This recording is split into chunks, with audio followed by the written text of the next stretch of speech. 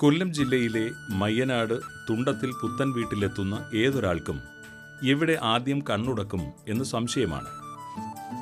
കാരണം കാഴ്ചയിൽ പതിയുന്ന ഓരോ ദൃശ്യങ്ങൾക്കും വർണ്ണനാതീതമായ മനോഹാരിതയുണ്ട്. ഉദ്യാനപ്പൂക്കളും പക്ഷികളും പുരയിട കൃഷിയും മീനുകളും ഒക്കെയുള്ള ഒരു പറുദീസ.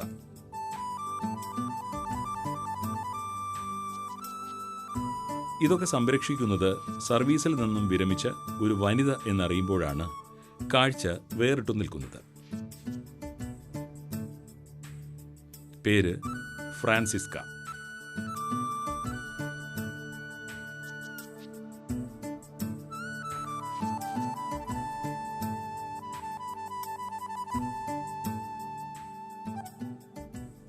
ഹരിതാഭമാണ് ഈ കർഷകയുടെ മനസ്സ്. മനസ്സുപോലെ തന്നെ മണ്ണും ഹരിതകാന്തിയാൽ സമൃദ്ധം. വിവിധ ഇനം വാഴ, അമ്പഴം, കവുങ്ങ്, തെങ്ങ്, നെല്ലി, പപ്പായ, നാരകം, പച്ചക്കറികളായ പാവൽ, പടവലം, കാന്താരി, വെള്ളരി, മുളക്, തക്കാളി, കുരുമുളക്, അലങ്കാര ചെടികൾ തുടങ്ങിയവയാൽ കൃഷിയിടം സമ്പന്നമാണ്.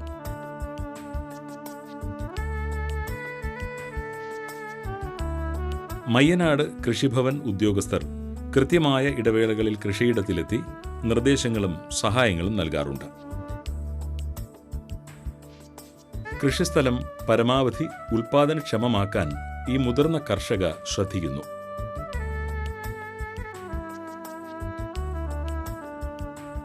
കോഴിക്കാഷ്ടവും കരിയിലയും ചേർത്ത് സ്വന്തമായി നിർമ്മിക്കുന്ന കമ്പോസ്റ്റും ജൈവ വളക്കൂട്ടും കീടനാശിനിയും മാത്രം ഉപയോഗിച്ചാണ് കൃഷി. മഞ്ഞക്കെണി കീടനിയന്ത്രണത്തിന് വ്യാപകമായി ഉപയോഗിക്കുന്നുണ്ട്. വളരെ സൂക്ഷ്മ ശരീരികളും എന്നാൽ ഉപദ്രവകാരികളുമായ കീടങ്ങളെ കൃഷിയിടത്തിൽ തന്നെ കുടുക്കാനുള്ള എളുപ്പമാർഗമാണ് മഞ്ഞക്കെണി. വെള്ളീച്ച, മുഞ്ഞ, തുള്ളൻ, ഇലപ്പേൻ, പഴയീച്ച, ഇലതുരപ്പൻ തുടങ്ങിയവയൊക്കെ മഞ്ഞക്കെണിയിൽ കുടുങ്ങും. പടവലത്തിന് ഇപ്രാവശ്യം കായ്ച്ചയുടെ ആക്രമണം അങ്ങനെ ഉണ്ടായില്ല അല്ലേ? കായ്ച്ചയുടെ ആക്രമണം തുടങ്ങിയപ്പോ തന്നെ ഞാൻ ഹെർമോൺ കെണിയും പിന്നെ ഞാൻ ഈ പഴക്കണി, അതായത് പഴം നല്ലതുപോലെ കുഴച്ച് അതിനകത്ത് ഇച്ചിരി പഞ്ചസാര ഇട്ട് അവരെ വെള്ളം ഒഴിച്ച് വെച്ചപ്പോ അതിനകത്ത് ഒത്തിരി പേര് വന്ന് കിടപ്പുണ്ട്. അപ്പം ഇതിലോട്ട് പടവലത്തിലോട്ട് പോയില്ല, അതിനകത്ത് പോയി അങ്ങ് വീണ്. അതുപോലെ തന്നെ ഇതും അതുപോലെ തന്നെ. പക്ഷെ ബീൻസിന് നമ്മുടെ പയറിന് ഇത്തിരി കുഴപ്പമുണ്ട്. അതില് മുഞ്ഞയുടെ ശല്യമുണ്ട്. അത് ഞാൻ കഞ്ഞിവെള്ളത്തിനകത്ത് ചാമ്പലിട്ട് മഞ്ഞളും ഇട്ട് തളിച്ചു, പിന്നെ വെള്ളം ഒഴിച്ച് ഇവിടെയൊക്കെ ഒന്ന് കഴുകി, അങ്ങനെ കുറച്ച് ഭേദമായതുകൊണ്ട് നീരൂറ്റി കുടിക്കുന്ന പ്രാണികളുടെ ആക്രമണം വളരെ രൂക്ഷമായിട്ട് എല്ലാ പ്ലോട്ടുകളിലും കാണുന്നുണ്ട്. അപ്പൊ നനയ്ക്കുമ്പോ വെള്ളം നന്നായിട്ടൊന്ന് ചീറ്റിച്ച് ഇവിടെയും കൂടി വീഴുന്ന രീതിയിൽ ഒഴിക്കാം. പിന്നെ അതുപോലെ വിവേറിയ അടുത്ത് ഉണ്ടാവുമല്ലോ, അതൊരു 20 ഗ്രാം 1 ലിറ്റർ വെള്ളത്തിൽ കലർത്തി തളിക്കാം. പിന്നെ നമ്മൾ സാധാരണ ഉപയോഗിക്കുന്ന വേപ്പെണ്ണ വെളുത്തുള്ളി മിശ്രിതവും തളിക്കാം.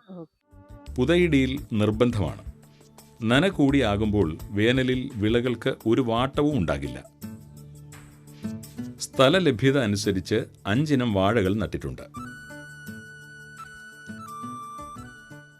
ഏതൊക്കെ ഇനത്തിലുള്ള വാഴ വെച്ചിട്ടുണ്ട്? ഇവിടെ ഏത്തനുണ്ട്, ഞാലിപ്പൂവൻ, പൂവൻ, പിന്നെ ചുമന്ന ചൊവ്വാഴ, ടിഷ്യൂ കൾച്ചർ ഉണ്ട്. അത് ചെറുതായതുകൊണ്ട് ഗ്രോ ബാഗിലിരിക്കുകയാണ്. അടുത്ത തവണ വെക്കുമ്പോഴേ സിസ്റ്റർ ഇതിന്റെ സ്പേസിങ് കുറച്ചും കൂടി നമ്മള് 2 മീറ്റർ ആണ് പറയുന്നത്. അപ്പൊ കുറച്ചും കൂടി അകലത്തിൽ പ്ലാന്റ് ചെയ്യണം. പിന്നെ അതോടൊപ്പം നമ്മൾ ഇപ്പോൾ ഈ ഇലപ്പുള്ളി വരുന്ന ഇലകൾ ഇതിന്റെ ചുവട്ടിൽ തന്നെ ഇടാതെ മാറ്റി, കാരണം അതൊരു ഫംഗസ് ആണ്, അപ്പോൾ കുമിൾ രോഗമാണ്, അതപ്പോൾ സ്പ്രെഡ് ചെയ്യാനുള്ളൊരു ചാൻസും ഉണ്ട്. അപ്പോൾ അത് രോഗം ബാധിച്ച ഇലകൾ കത്തിച്ച് കളയുന്നതായിരിക്കും നല്ലത്, അതിൻ്റെ ചുവട്ടിലിടാതെ അത് ചെയ്യാം. ഇപ്പം എത്രത്തോളം കൊല ആയിട്ടുണ്ട് വാഴകൾ? എത്ര എണ്ണം കൊലച്ചു കഴിഞ്ഞു? പഴയതെല്ലാം തീരാറായി. ഓൾറെഡി പുതിയ വാഴകളാണ് 3 മാസം 2 മാസം അങ്ങനെ പല ഏജിലുള്ളത്. അപ്പൊ എല്ലാ നേരവും വാഴ നമുക്ക് കഴിക്കാനും ആ ആ കൊടുക്കാനും ഒക്കെ കാണൂ എന്നുള്ള ഉദ്ദേശത്തിലാണ് ആ ഇത് ആ ചെയ്തിരിക്കുന്നത്. വിൽപ്പനയ്ക്ക് ഇപ്പൊ ബുദ്ധിമുട്ടില്ലല്ലോ സിസ്റ്റർ? ഇപ്പൊ എനിക്ക് നാട്ടുചന്ത വന്നേ പിന്നെ ആ നമുക്ക് നല്ല പിന്നെ കിലോയ്ക്ക് 70 രൂപ ഒക്കെ കിട്ടുന്നുണ്ട്. മറ്റേ ആ അല്ലാതെ നമ്മൾ വിൽക്കുകയാണെങ്കിൽ 50 രൂപയൊക്കെ 50. കിട്ടത്തുള്ളൂ ഓക്കെ. കിലോയ്ക്ക്. ആ ആ അതുകൊണ്ട് സന്തോഷമുണ്ട്. ആ. ആൾക്കാര് നാടനായതുകൊണ്ട് തന്നെ ഉം. വീട്ടിലൊന്നും നമ്മള് രാസവളമൊന്നും ഉപയോഗിക്കാതെ ജൈവ രീതിയിൽ ചെയ്യുന്നത് കൊണ്ട് ഉം. പിന്നെ എല്ലാവരും വന്ന് അത് ആവശ്യക്കാരുണ്ട്. പിന്നെ നമ്മള് നാട്ടുചന്തയിൽ ഇട്ട് കഴിഞ്ഞാൽ ഉടനെ ആള് വരും. ആ ആ ഓക്കെ. വിളവെടുക്കുന്ന വാഴക്കുലകളും പച്ചക്കറികളും ഫ്രാൻസിസ്ക തന്നെയാണ് കടകളിൽ വിൽപ്പനയ്ക്കായി എത്തിക്കുന്നത്. മക്കോട്ട ദേവ അഥവാ ദേവപ്പഴവുമുണ്ട്. ദൈവത്തിൻ്റെ കിരീടം എന്നറിയപ്പെടുന്ന പഴമാണ് മക്കോട്ട ദേവ. നിരവധി ഗുണങ്ങളാണ് ഈ പഴത്തിനുള്ളതെന്ന് ശാസ്ത്രലോകം പറയുന്നു. എല്ലാം ജൈവ രീതിയിൽ വിളയിക്കുന്നതിനാൽ രുചിയിലും ഗുണമേന്മയിലും മെച്ചമാണ് ഇവിടുത്തെ ഉൽപ്പന്നങ്ങൾ. ഇത് ഫ്രാൻസിസ്ക തിരിനന സമ്പ്രദായത്തിൽ ചെയ്ത കൃഷിവിളകളാണ്. PVC പൈപ്പ്, ചുടുകട്ട, ചെടിച്ചട്ടി, തൊണ്ട്, ചകിരി എന്നിവ ഉപയോഗിച്ച് സ്വന്തമായി നിർമ്മിച്ചവയാണ് ഇവയൊക്കെ.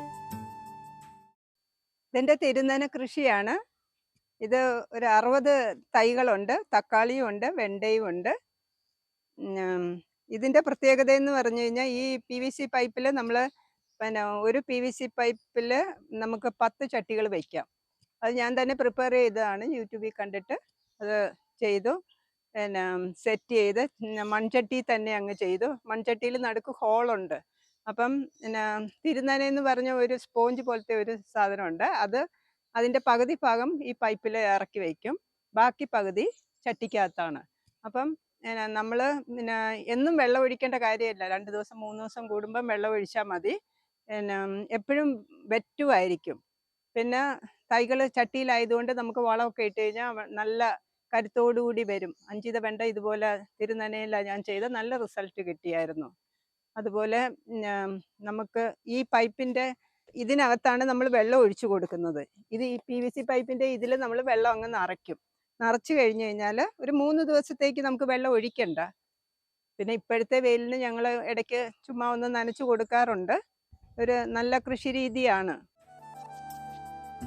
പറമ്പിലെ ഒരറ്റത്തായി ഭക്ഷ്യമീനുകൾക്കായി ചെറുപടുതാക്കുളവും നിർമ്മിച്ചിട്ടുണ്ട്. പോഷക സമൃദ്ധമായ അമോണിയ കലർന്ന വളക്കൂറുള്ള മീൻകുളത്തിലെ വെള്ളം വിളകൾ നനയ്ക്കാനും ഉപകരിക്കുന്നു. ഇത് ഏത് വർഷമാണ് സിസ്റ്റർ പടുതാക്കുളം ചെയ്തത്? 2022-23 സ്കീം അനുസരിച്ചാണ്, ഗ്രാമീണ ദേശീയ പദ്ധതി അനുസരിച്ച് ചെയ്തതാണ്. പിന്നെ ഞാനത് കണ്ടിന്യൂ ചെയ്ത് പോകുന്നു. ഇപ്പം ഇപ്പൊ എന്തൊക്കെ മീനുകളാണ് ഇതിൽ ഇവിടെ ചെയ്യുന്നത്? തിലോപ്പിയ മാത്രമേ ഉള്ളൂ. തിലാപ്പിയ അതിന്റെ കുഞ്ഞുങ്ങളെ കൊണ്ടുവന്നതാണ്. ആ ഇപ്പൊ അത് തന്നെ പിന്നെ പ്രസവിച്ച് അതിന്റെ കുഞ്ഞുങ്ങളാണ് ഇത്രയും ഒരു 3-4 വർഷമായിട്ട് ഉം. പിന്നെ ചെയ്തുകൊണ്ടിരിക്കുന്നത്. ഞങ്ങള് പിന്നെ കറി വയ്ക്കാനും പൊരിക്കാനും ഒക്കെ ഉപയോഗിക്കും. മക്കൾ വീട്ടിലെ വരുമ്പോഴും ആവശ്യത്തിന് തന്നെയാണ് വീട്ടിലെ ഉപയോഗിക്കുന്നത്. ആവശ്യത്തിന് ആ ആ മക്കൾ വരുമ്പോൾ അത് മപ്പാസും ഉം. മീൻ പൊരിച്ചും ഒക്കെ കൊടുക്കാറുണ്ട്. നല്ല ടേസ്റ്റാണ്. കരിമീൻ പോലെ തന്നെയാണ്. 3 ദിവസം കൂടുമ്പം ഇതിലെ വെള്ളം പച്ച നിറത്തി വരും. അപ്പം അമോണിയ കൂടുകയൊക്കെ ചെയ്യും. മീൻ ചാകാൻ സാധ്യതയുണ്ട്. അതുകൊണ്ട് നമ്മൾ ആ വെള്ളം വാഴയ്ക്ക് ഉപയോഗിക്കുക. എന്ന് വെച്ചാൽ ഒത്തിരി പിന്നെ അമിനോ ആസിഡ്സും അതും ഇതൊക്കെ ഉള്ളതാണ്. അതുകൊണ്ട് വാഴയ്ക്ക് ഏറ്റവും നല്ല ഒരു വളമാണിത്. അപ്പം നമ്മുടെ വെള്ളം ക്ലീൻ ആവുകയും ചെയ്യും. മീൻ pH കുറഞ്ഞ് ചാവുകയില്ല. അല്ലെങ്കിൽ നമ്മൾ ആൾക്കാരെ വിളിച്ച് കൊണ്ടുവന്ന് അവരെ ഇറക്കി 4000 രൂപയൊക്കെ കൊടുത്തിട്ട് വേണം. ഇത് വെറുതെ വേസ്റ്റായി പോകുമായിരുന്നു. ഇപ്പം വേസ്റ്റ് ആകുന്നില്ല. എവറി 3 days നമ്മൾ ഹോസിന് നല്ല നീളം ഉണ്ട്, അങ്ങേ അറ്റം വരെ 2 സൈഡിലും ഒഴിച്ച് ഉപയോഗപ്രദമാക്കാറുണ്ട്.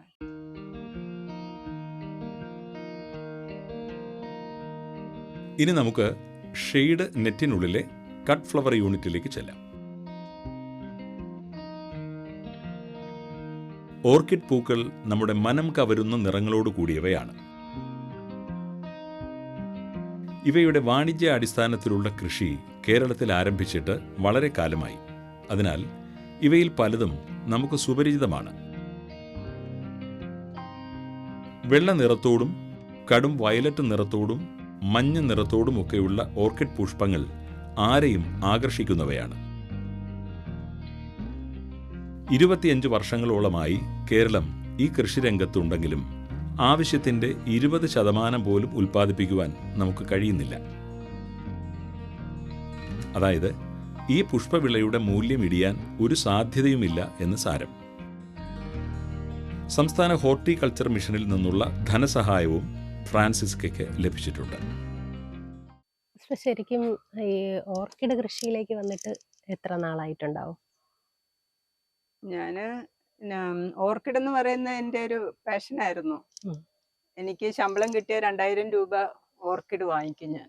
അത് ഇനിയിപ്പോ എന്തൊക്കെയാണെന്ന് പറഞ്ഞാലും ഇങ്ങനെ വാങ്ങിച്ച് ഇപ്പൊ ഒരു 3-4 വർഷമേ ആയുള്ളൂ ഇതുപോലെ തുടങ്ങിയിട്ട്. ഇപ്പൊ 1 വർഷമായുള്ളൂ ഇത്രയും വലുതാക്കി നമ്മുടെ ഹോർട്ടിക്കൾച്ചർ മിഷന്റെ എനിക്ക് കട്ട് ഫ്ലവർ യൂണിറ്റിന്റെ ഇതും ഒക്കെ കൂടെ വന്നപ്പോൾ ഞാൻ നല്ലതുപോലെ അങ്ങ് ഉള്ളതെല്ലാം പിരുത്ത് നല്ല വലുതാക്കി.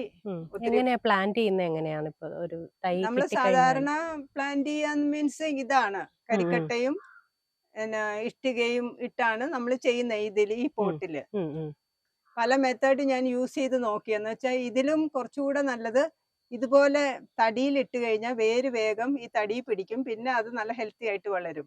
അതുപോലെ തന്നെ PVC പൈപ്പിൽ ചെയ്തതുണ്ട്. PVC പൈപ്പില് ഇതെന്ന് വെച്ചാൽ ഇതില് നല്ലപോലെ നമുക്ക് കരിയും കട്ടയും ഒന്നും വേണ്ട. ഇതുപോലെ നെറ്റ് ചുറ്റിയിട്ട് അതിനകത്ത് അത് അള്ളിപ്പിടിച്ച് നല്ല ഇതായിട്ട് ബ്രാഞ്ചസ് ഒക്കെ കൂടുതൽ മറ്റേതിനേക്കാളും നന്നായിട്ട് വരാൻ തുടങ്ങി. വേരൊക്കെ താഴോട്ട് പോവും. നമ്മൾ താഴെ വെള്ളം വെച്ച് കഴിഞ്ഞാൽ, ഒരു പാത്രത്തിൽ വെള്ളം വെച്ച് കഴിഞ്ഞാൽ അതിനെ നോക്കിക്കൊണ്ട് ഈ വേരുകൾ താഴോട്ട് പോകും. അപ്പൊ കുറച്ചുകൂടെ നല്ലത് ഇതാണെന്ന് തോന്നിയത് കൊണ്ട് ഞാൻ ആ PVC ടൈപ്പിലെ ഇതിലാണ് ഞാൻ ചെയ്യുന്നത്. പൂക്കള് വിൽപ്പന തുടങ്ങിയിട്ടുണ്ടോ? വിൽപ്പന തുടങ്ങിയില്ല. എന്റെ മനസ്സിന്റെ സന്തോഷം എന്ന് വെച്ചാൽ നമ്മൾ വെറുതെ വീട്ടിൽ ഇരിക്കുമ്പം ഇതുപോലെയുള്ള പൂക്കള് ഇത് 1 മാസം കൂടുതൽ, 3 ആഴ്ച 1 മാസം കൂടുതൽ നിൽക്കുന്നതൊക്കെ ഉണ്ട്. അപ്പൊ നമ്മള് വീട്ടിനകത്ത് എപ്പോഴും ഇരുന്ന് മടുക്കുമ്പം വെളിയിലോട്ട് വന്ന് ഇവിടെ നിന്ന് കറങ്ങി തിരിഞ്ഞ് നിൽക്കുമ്പോഴേക്കും നമ്മുടെ മനസ്സിനൊരു സന്തോഷമാണ്. വിവിധ ഇനത്തിൽപ്പെട്ട ലവ് ബേഡ്സിനെയും ഈ വീട്ടമ്മ ഇവിടെ സംരക്ഷിക്കുന്നു.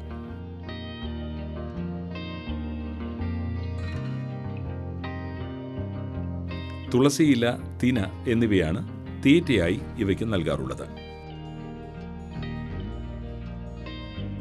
എൻ്റെ ലവ് ബേർഡ്സ് ആണ്. ഞാൻ റിട്ടയർമെന്റ് കഴിഞ്ഞപ്പം വെറുതെ ഒരു രസത്തിന് കടയിൽ കണ്ട് വാങ്ങിച്ചതാണ്. അവരിപ്പം 10-15 പേരുണ്ട് ഇവര്. ഇത് എൻ്റെ ആഫ്രിക്കൻ ലവ് ബേർഡ്സ് ആണ്. ഒരു ഭംഗിയാണ്. അവര് പേടിച്ചങ്ങ് മേളിൽ പോയി ഇരിക്കുകയാണ്. വാ കഴിക്ക്. നല്ല രസമാണ്. കുഞ്ഞുങ്ങളൊക്കെ ഉണ്ടാകാറുണ്ട്. ഇടയ്ക്ക് ഞാൻ നോക്കാറുണ്ട്. ഇതിനകത്ത് ഒരാളുണ്ട്. ഇതൊരു ദൈവത്തിന്റെ സൃഷ്ടിയല്ലേ, തീർച്ചയായിട്ടും നമ്മൾ നോക്കണം. ഫ്രാൻസിസ്കയുടെ വീടിന്റെ ടെറസിലാണ് കോഴി, കാട, മുയൽ എന്നിവയുടെ വാസസ്ഥലം. മറ്റു പക്ഷികളുടെ ഉപദ്രവം ഉണ്ടാകാതിരിക്കാൻ ടെറസിന് ചുറ്റും നെറ്റ് കൊണ്ട് മറച്ചിരിക്കുന്നു. ഇന്ത്യൻ ജനുസിൽപ്പെട്ട കോഴിവർഗമാണ് കരിങ്കോഴി അഥവാ കടക്കനാഥ് എന്നറിയപ്പെടുന്നത്. കരിങ്കോഴികളെ വളർത്തിയാൽ സാധാരണ കോഴി വളർത്തലിനേക്കാൾ 10 മടങ്ങാണ് ലാഭം. ഇതിന്റെ മാംസത്തിനും കറുപ്പ് നിറമാണ്. കൂടിന്റെ പ്രത്യേകത എന്ന് പറഞ്ഞാൽ ഇത് കോഴികൾക്കുള്ള പ്രത്യേക കൂടാണ്. കണ്ട അപ്പുറത്ത് വെള്ളം കുടിക്കുന്ന കണ്ട നിപ്പിൾ ഡ്രിങ്കർ ഉണ്ട്. അപ്പം അതിന് നമ്മൾ ബക്കറ്റിൽ വെള്ളം നിറച്ച് വെച്ചാൽ മതി. അത് കറക്റ്റായിട്ട് കൊത്തി കുടിക്കും. അതിന്റെ പ്രത്യേകത എന്ന് പറയുന്നത് നമ്മൾ പാത്രത്തിൽ വെള്ളം വെച്ച് കഴിഞ്ഞാൽ അത് അഴുക്കാവും.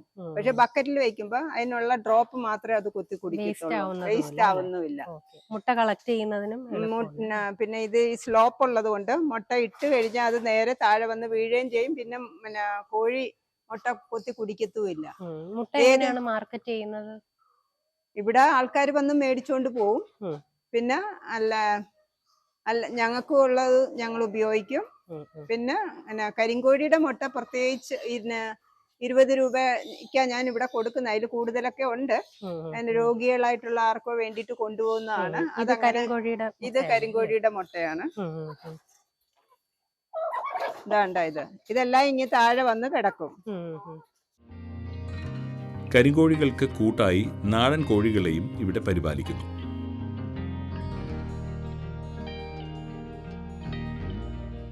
നാടൻ കോഴികളും ഈ കരിങ്കോഴികളും ഇങ്ങനെ അടവെച്ചുണ്ടാക്കിയതാ. ഞാൻ ഇൻക്യുബേറ്ററിൽ ചെയ്യുമായിരുന്നു. പക്ഷെ അത് കറണ്ട് ചാർജും കൂടുതൽ. നമ്മൾ 50 എണ്ണം വെച്ചാലും നമുക്ക് ഒരു 25 അങ്ങനെയുള്ള കോഴികളെ കിട്ടത്തുള്ളൂ. പിന്നെ ചിലത് ചീത്തയായി പോവും. പിന്നെ കറണ്ട് ചാർജ് കൂടുതൽ, ചിലപ്പോൾ ഓഫ് ആവും. ഇൻവെർട്ടർ ഇല്ലെങ്കിൽ നമുക്കത് യൂസ് ചെയ്യാനും പറ്റത്തില്ല. അങ്ങനെ കുറെ ദൂഷ്യങ്ങളുണ്ട്. പക്ഷെ ഇവരെ തന്നെ അടയിരുത്തുകയാണെങ്കിൽ കറക്റ്റായിട്ട് അവർ ഇരിക്കുകയും ചെയ്യും. കോഴി ഉണ്ടായി കഴിയുമ്പോൾ അത് തന്നെ തീറ്റ കൊത്തി കൊടുക്കുകയും പരിചരിക്കുകയും നമുക്കൊന്നും നോക്കണ്ട, അവര് നോക്കിക്കോളും കംപ്ലീറ്റ്. കുഞ്ഞുങ്ങളെ വിൽക്കുന്നുണ്ടോ? കുഞ്ഞുങ്ങളെ കൊടുക്കാറുണ്ട്. കാടക്കോഴികൾ സാധാരണ കോഴികളെ അപേക്ഷിച്ച് വലിപ്പം കുറവാണെങ്കിലും ഇറച്ചിയിലുള്ള പോഷക മൂല്യത്തിന്റെ അടിസ്ഥാനത്തിൽ വളരെ അധികം മുന്നിട്ട് നിൽക്കുന്ന ഒരു പക്ഷിയാണ്. ജാപ്പനീസ് കാടയ്ക്ക് പുറമെ വെള്ള നിറത്തിലുള്ള കാടയും ഇവിടെ സസുഖം വാഴുന്നു. കാടമുട്ട എന്ന് പറയുന്ന ചെറുതാണെങ്കിലും അതിന് പോഷക ഗുണം കൂടുതലാണ്. ശ്വാസമുട്ടിനൊക്കെ ഏറ്റവും കൂടുതൽ ഉപയോഗിക്കുന്ന ഈ കാടമുട്ടയാണ്. ശ്വാസമുട്ടുള്ളവര് ഇന്നത്തെ മുട്ടയാണത്. അപ്പുറത്തെ ഇതിലും ഉണ്ട് മുട്ട. ഞാൻ ഡെയിലി 3 എണ്ണം കഴിക്കാറുണ്ട്. ആരോഗ്യത്തിന്റെ എന്റെ കോഴിയുടെയും കാടയുടെയും കൂട്ടത്തില് 2 മുയലൻകുട്ടന്മാരും ഉണ്ട്. കുഞ്ഞുങ്ങളാണ്. ഇവർക്ക് കൊടുക്കുന്ന ആഹാരം കോഴിക്ക് തീറ്റുന്ന തവിടിൻ്റെ കൂടെ പിന്നെ പച്ചയിലയൊക്കെ ഉണ്ട്, അതെല്ലാം കൊടുക്കുന്നുണ്ട്. അല്ലാതെ വാഴയില, കൊഴുപ്പൻചീരയുടെ ഇല അതൊക്കെ കൊടുക്കാറുണ്ട്. ഓർക്കിഡുകളോടും പക്ഷികളോടും പച്ചക്കറികളോടുമുള്ള ഫ്രാൻസിസ്കയുടെ പ്രണയത്തിന് അർഹമായ അംഗീകാരങ്ങളും ഈ കർഷകയെ തേടിയെത്തി. നഴ്സിംഗ് ഫീൽഡിൽ നിന്ന് കൃഷിയിലേക്ക് വന്നപ്പോൾ എന്താണ് സിസ്റ്ററിന് ഒരു വ്യത്യാസം തോന്നുന്നത് ജീവിതത്തിൽ? രോഗികളെ നോക്കുന്ന ഇവിടെ രോഗമില്ലാതെ ഫ്രാൻസിന് രോഗമുള്ളവരെയും കോഴി അങ്ങനെയുള്ളവരെ ഇവിടെ ICU പോലെയൊക്കെ ഞാൻ സെപ്പറേറ്റ് ചെയ്തിട്ടുണ്ട്. അപ്പൊ അതുപോലെയുള്ള മറ്റേത് മനുഷ്യര്, ഇത് മൃഗങ്ങൾ, അത്രേ ഉള്ളൂ. പിന്നെ വാഴകള്, ചെടികള് അങ്ങനെ. ഊഷരമായ മണ്ണിൽ ഒറ്റയ്ക്ക് ഒരു ഹരിത സാമ്രാജ്യം കെട്ടിപ്പടുക്കാൻ തുണച്ച കർത്താവിനെ സ്തുതിക്കുമ്പോഴും ഔന്നത്യമുള്ള കാര്യങ്ങൾക്കു വേണ്ടി ആത്മസമർപ്പണം ചെയ്യുക എന്ന ബൈബിൾ വചനം സ്വജീവിതത്തിൽ നടപ്പിലാക്കിയ ഫ്രാൻസിസ്കയ്ക്ക് കർത്താവിൻ്റെ അനുഗ്രഹം എപ്പോഴും ഉണ്ടാകട്ടെ എന്ന് നമുക്കും ആശംസിക്കാം.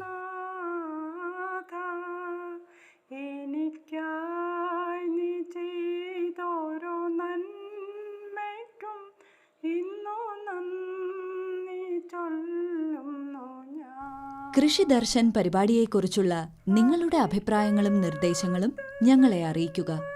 വിലാസം: പ്രൊഡ്യൂസർ കൃഷി ദർശൻ, ദൂരദർശൻ കേന്ദ്രം, Kudappanakunnu, Thiruvananthapuram 695043. Phone 0471 27318770. Email ddkrishitvom@gmail.com.